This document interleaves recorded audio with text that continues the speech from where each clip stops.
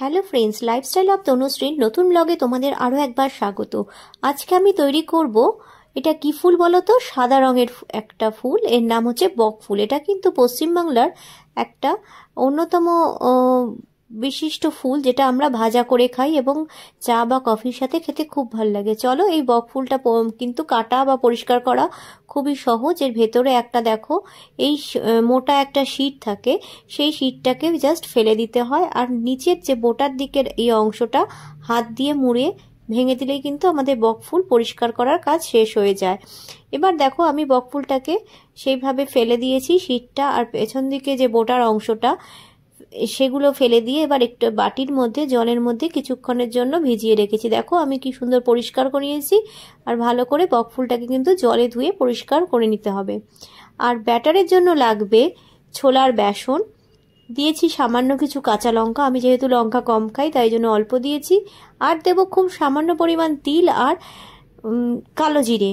তোমরা যদি মনে করো ঝাল বেশি খাবে, সেক্ষেত্রে তোমরা কিন্তু এখানে শুকনো লঙ্কার গুঁড়ো অ্যাড করে দিতে পারো। বন্ধুরা, আমার এই চ্যানেল তোমাদের কেমন লাগছে? যদি ভালো লেগে থাকে তাহলে প্লিজ সাবস্ক্রাইব করে আমার পাশে থেকো, লাইক করো এবং কমেন্ট করে জানিও তোমরা কে কে বকফুল ভাজা খেতে আমার মতো ভালোবাসো। চলো, কথা বলতে বলতে দিয়ে দিলাম এখানে কিছু পরিমাণ জল। এই জল দিয়ে ব্যাটারটাকে ভালো করে নেড়ে নিতে হবে। এবং ব্যাটারটা গোলার সময় তোমরা অবশ্যই লক্ষ্য রাখবে যেন ব্যাটারের মধ্যে কোনো লাম্পস না থাকে, তাহলে কিন্তু বড়াগুলো ভালো হবে না।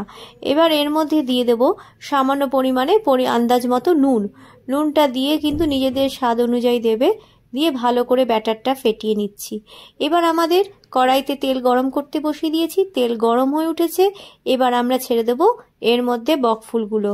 দেখো, খুব সাবধানে বকফুলগুলো ছেড়ে দিচ্ছি তেলের মধ্যে এবং সুন্দর করে ভাজা হয়ে যাবে।